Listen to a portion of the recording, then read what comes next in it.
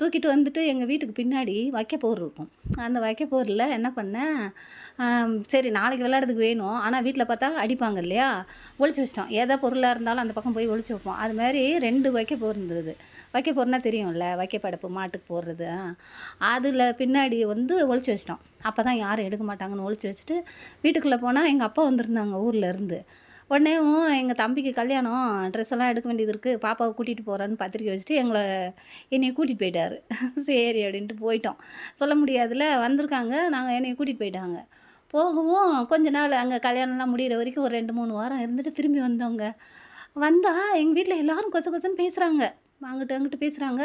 சின்ன பிள்ளைகளெல்லாம் அந்த பக்கம் விட்றாதீங்க, வைக்காதீங்கன்றாங்க. எங்கள் பாட்டிலாம் ஆளுங்களெல்லாம் கூட்டிகிட்டு வராங்க, போகிறாங்க. அவங்க 2 வாரமாக அந்த வேலையை பார்த்துருப்பாங்க போலுக்கு. எப்படின்னா, யாரோ வந்து இங்கே வந்து சூனியம் வச்சுட்டாங்க. எலும்பு கூட கொண்டு வந்து நம்ம வீட்டில் வச்சுட்டாங்க. நம்ம குடும்பத்துக்கு ஏதோ ஆகப்போகுது அப்படின்னு சொல்லிட்டு எல்லோரும் வராங்க. சாமியார் வராரு. உடனே உரலுக்கு அடியில் என்ன இருக்குன்றாரு. அங்கெல்லாம் பெரிய பெரிய உரல், அந்த குத்து உரல், ஆட்டு உரலாக இருக்கும்ல. இதுக்கு அடியில் தகடு இருக்குன்றாங்க, அதுக்கு அடியில் இருக்குறாங்க. அதெல்லாம் ஒரு 10 பேர் சேர்ந்து தள்ளுனா தான் அந்த உரல்லாம் தள்ள முடியும். அந்த காலத்தில் எங்கள் தாத்தா, எங்கள் பாட்டிக்கு சீதனம் கொடுத்தது அவளுக்கு. அவங்க அப்பா கொடுத்தது. அப்படி இருக்கும். உடனே எல்லாரும் ஏதோ சென்றாங்க.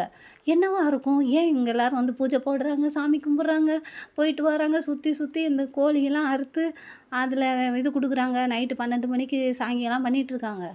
உடனே என்னவா இருக்கும்னு சொல்லிட்டு யாருக்கிட்ட கேட்குறது? சின்ன பிள்ளை உனக்கு என்னன்றுவாங்கல்ல அப்படின்னு சொல்லிட்டு எங்கள் சித்திக்கிட்ட போய் கேட்டேன். உடனே எங்கள் சித்தி சொன்னுச்சு, இங்கே பாரு, வைக்கப்படப்பு பின்னாடிலாம் போகக்கூடாது சரியா?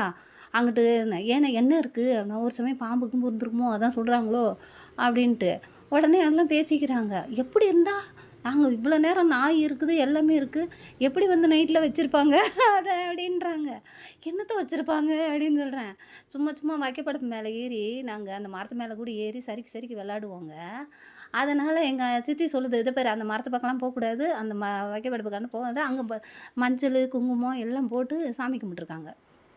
உடனே என்னவா இருக்கும் அப்படின்னா, அப்புறமா பேசுவாங்கல்ல, பெரியவங்க பேசும்போது தூங்குற மாரி நம்ம கேட்போம்ல. அப்போ சொல்கிறாங்க, எங்கள் ஆச்செல்லாம் சாமியை வச்சு சொல்கிறாங்க. எப்படி? யார் வச்சுருப்பா? நாங்கள் யாருக்கு எந்த தீங்கு செய்யலைன்னு சாமி கும்பிட்றாங்க.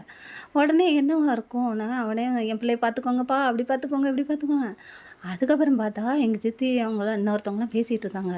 பக்கத்து பக்கத்து வீட்டுக்காரங்களாம், எவ்வளோ அவங்க வீட்டில் இவங்க வீட்டில் எலும்பு கூடும் தலையும் கொண்டு வந்து யாரோ வச்சுட்டாங்களாம்ப்பா. பாருங்களேன், எவன் கொண்டு வந்து வச்சான்னு தெரில. இவங்க வீட்டில் 2, 3 நாய் கிடக்குது.